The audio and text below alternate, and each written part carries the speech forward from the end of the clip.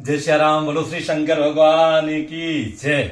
मेरे भाई बहन, कई लोगों के मन में दुविधा आई है और उनका दोष नहीं है। बहुत सारे लोग YouTube पर व्यू बढ़ाने के लिए अनावश्यक बातें करते रहते हैं कि पुरुषोत्तम मास, जिसको अधिक मास लोक भाषा में कहा जाता है, कई लोग अज्ञानतावश मलमास भी बोलते हैं, पर ये मलमास नहीं है, ये उत्तम मास है, पुरुषोत्तम मास है।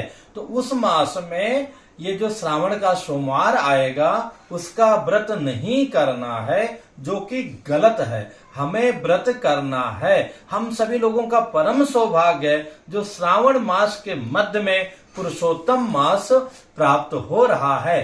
पुरुषोत्तम मास का महत्व उसी प्रकार से है जैसे कि गृहस्थाश्रम में रहने वाले भाई बहनों के लिए पूरे वर्ष में श्रावण महीने का महत्व है, स्पेशली शिव भक्तों के हृदय में।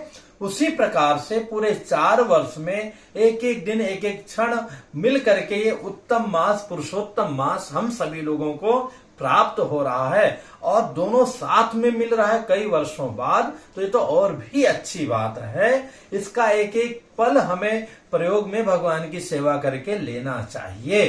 तो ये जो लोगों ने अफवाह फैलाया है कि जो बीच में पुरुषोत्तम मास आएगा, जिसको अधिक मास भी लोक भाषा में कहा जाता है, उसमें हमें श्रावण का सोमवार नहीं करना है, ये गलत है। हमें करना ही है। अच्छा, एक बात बताइए, अगर ये पुरुषोत्तम मास नहीं आता और नॉर्मली श्रावण महीना में जो भी भाई बंधु, जो सर्वोत्तम है 16 सोमवार व्रत प्रारंभ करने का, तो जो लोग व्रत प्रारंभ करते हैं बीच में कह सकते हैं कि पितृपक्ष आता है, तो क्या पितृपक्ष में बंद कर देते हैं? बिल्कुल नहीं, क्योंकि एक बार जो प्रारंभ हो गया फिर अपना वो जो अशुद्धि की अवस्था आती है उन 5-6 दिनों को छोड़ करके और फिर आगे हम बढ़ते रहते हैं, 16 सोमवार का व्रत संपन्न करते हैं। तो प्रारंभ होने का समय महत्वपूर्ण होता है। तो ये श्रावण महीना सबसे उत्तम है, उसमें और भी उत्तम पुरुषोत्तम मास मिल रहा है, इसलिए पूरे निश्चिंत होकर के और भी कई गुना, करोड़ों गुना ज्यादा लाभ देने वाला अवसर हम लोगों को मिल रहा है। जैसे कि श्रावण माह में शिव जी परम प्रसन्न होते हैं, वैसे ही पुरुषोत्तम मास में हरिहर भगवान श्रीमन नारायण और भोले बाबा दोनों प्रसन्न होते हैं। एक की ही सेवा करने से दोनों का कर लें तो कहना ही क्या है। तो कोई भी इफ बट डाउट न लगाते हुए पूरे मनोवेग से आप इस 16 सोमवार के व्रत का, अथवा जो केवल श्रावण महीने का अनुष्ठान व्रत करते हैं, वो सभी लोग कीजिए। कोई उसमें दुविधा नहीं है। जैसे कि आप ट्रेन पर एक बार बैठ गए अथवा प्लेन में बैठ गए, तो प्लेन कहाँ उतरती है, कहाँ ईंधन लेती है, तो 4 घंटे के लिए छोड़ा जाता है, फिर बैठाया जाता है। तो हमको सतर्क रहना होता है। अथवा ट्रेन में बैठते हैं तो एक बार समय से बैठ गए, उसके बाद हमें सावधान रहना होता है। कब? जब कोई स्टेशन आता है और वहां मुझे उतरना है।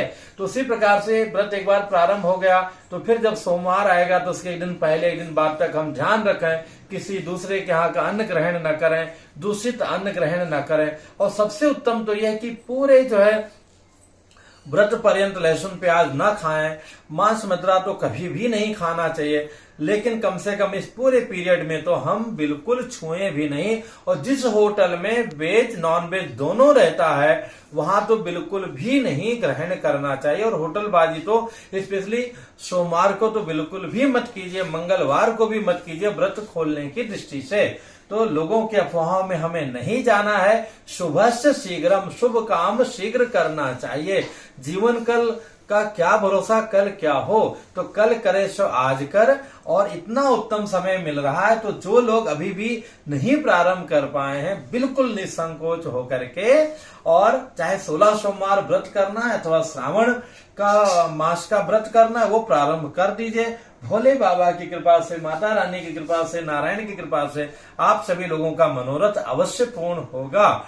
और हाँ, एक बात और, जैसा कि मैं पहले वीडियो में बताया हूं, अगर आप स्वयं पार्थिव शिव जी की पूजा नहीं कर पा रहे हैं, आप करवाना चाहते हैं, महामृत्युंजय आदि का जाप करवाना चाहते हैं इस पूरे पुरुषोत्तम मास में और श्रावण मास में, अथवा कभी भी, पर इसमें विशेष रूप से प्रारंभ हो चुका है, तो आप हमारे माध्यम से, हमारे चैनल के माध्यम से, हमारे आचार्यों के द्वारा रुद्राभिषेक, शिव पार्थिव पूजा, महामृत्युंजय अथवा कोई भी पूजा पाठ आप संपन्न करा सकते हैं। पुनः मिलूंगा एक नई जानकारी के साथ में।